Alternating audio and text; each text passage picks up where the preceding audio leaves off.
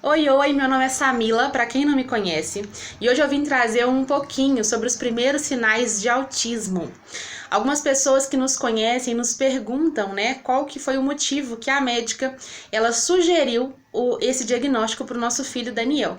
E eu achei muito interessante vir aqui falar sobre isso para que eu possa alertar algumas mães, né, a procurar ajuda médica nos primeiros sintomas, ou mesmo que não seja o autismo, que alguma coisa está errada e precisa ser investigada. Primeira coisa que eu quero falar para vocês, né? Nós usamos a sigla TEA, que significa transtorno do espectro autista. O que é isso, Samila? Transtorno do espectro autista não é uma doença, e sim um atraso no neurodesenvolvimento da criança. E isso vai acarretar em algumas dificuldades, talvez de interação, de interpretação daquilo que é falado, de socialização, né? Alguns atrasos aí no desenvolvimento dessa criança, que faz com que ela precise de um acompanhamento mais de perto, de uma equipe multidisciplinar. Dentro do TEA hoje nós temos níveis, né? Nós temos o nível leve, o nível moderado e o nível severo. Então cada criança ela vai agir de uma forma, cada criança é única. E uma coisa também que é muito pouco falado, né? O autismo ele não tem cara, ele não tem cor, então nós não conseguimos bater o olho numa criança e dizer se ela tem ou não tem autismo, como outras síndromes que a gente vê pela aparência física da criança, né? Então quando você olha, quando alguém fala, aquela criança é autismo, gente, não fala, mas não parece, né? Mas só os pais sabem, só os médicos sabem, só os pais acompanham, e isso não é uma forma de confortar os pais quando você fala assim, não parece, porque não tem realmente que parecer. Tá ali dentro do cérebro, tá ali dentro essa talvez deficiência, né, desse desenvolvimento. Uma criança autista, ela é uma criança neuroatípica, ou seja, uma criança diferente, uma criança que tem tem aquele famoso seu tempo. Sim, ela vai aprender a fazer muitas coisas como uma criança típica.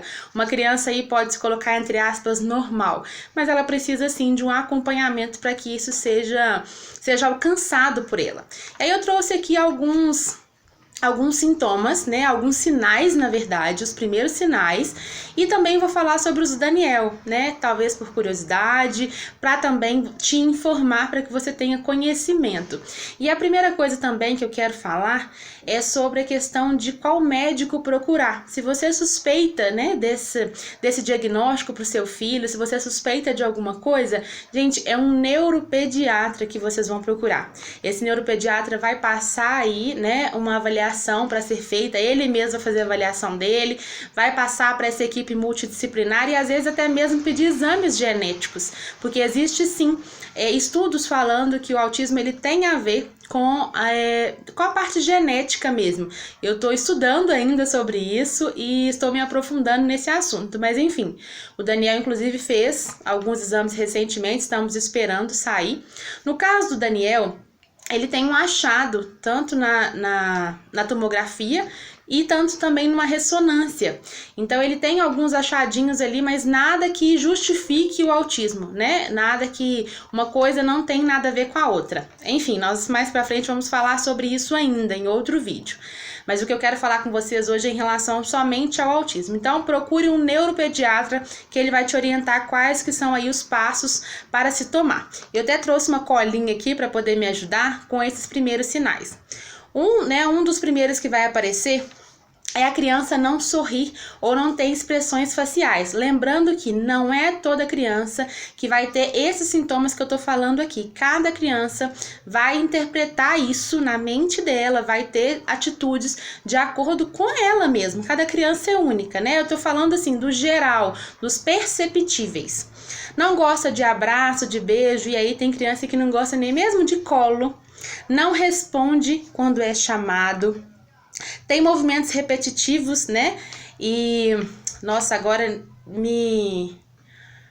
esqueci realmente o nome. Vou me lembrar e eu coloco aqui na descrição do vídeo qual que é o nome, né, dessa estereotipia. São crianças que têm ali algum tipo de movimento repetitivo. Talvez do correr de um lado para o outro, com as mãos, com a cabeça, se balançar. Essa é uma estereotipia. Não bate palma, não dá tchau, não manda beijo. Eu encontrei com uma mãe essa semana na clínica e ela me falou que esse foi o primeiro sintoma que ela notou, foi o primeiro sinal que ela notou para poder procurar um médico. E a dificuldade de se comunicar e também de brincar, né? Muitas crianças com autismo, elas não sabem brincar. Elas querem, elas estão ali, elas querem brincar, mas elas não sabem brincar. E aí eu queria falar com vocês um pouquinho do que a neuropediatra nos falou e aquilo que fez com que ela sugerisse de diagnóstico para o nosso filho, o Daniel. O Daniel teve algumas perdas de habilidade, ou seja, ele falava rua, o Daniel falava bita, ele cantava, né? A gente cantava, o seu Lobato tinha um sítio, aí ele falava ia, ia, o. Ele não faz essas habilidades mais, ele não fala mais essas coisas.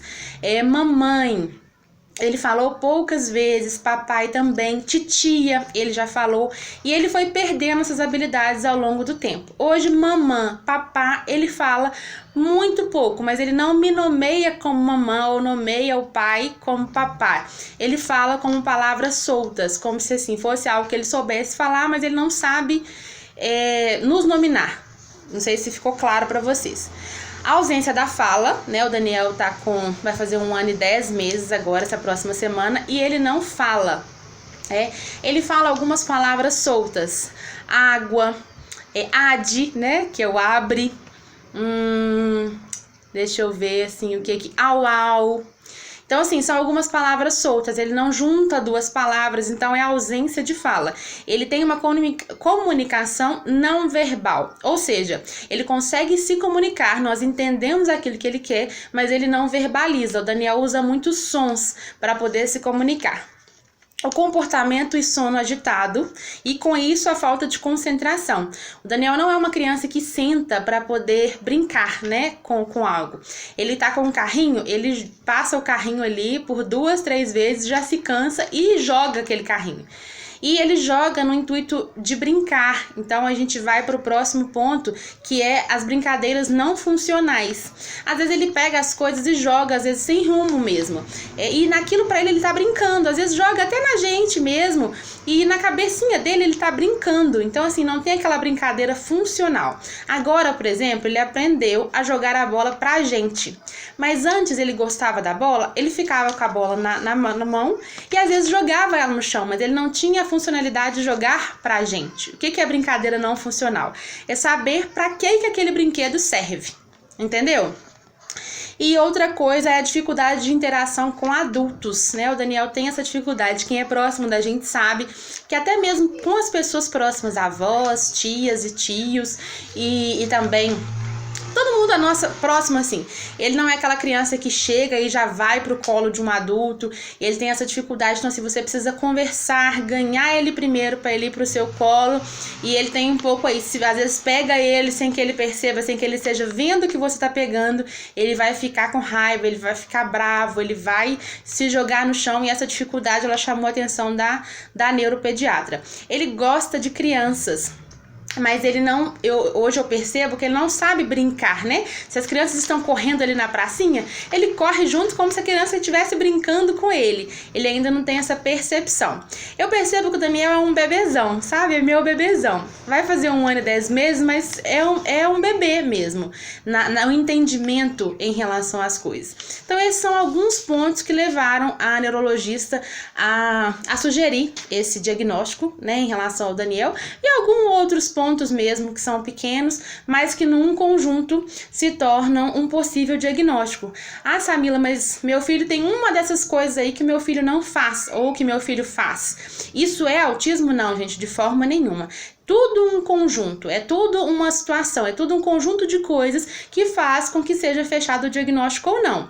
Ah, Samila, então o Daniel tem autismo? Não sei. Nós estamos ainda em fase de pesquisa, né, em busca ainda desse diagnóstico, mas são coisas que hoje eu realmente observo nele, são coisas que estudando eu vejo sim muitos sinais que me levam a pensar sim no autismo. Então eu acho interessante, né, vir aqui falar com vocês sobre isso, para que vocês também repassem para outras mães que estejam passando por isso. Às vezes você viu aí, identificou na sua família alguma criança que tem a maior parte desses sinais e os pais ainda não se alertaram.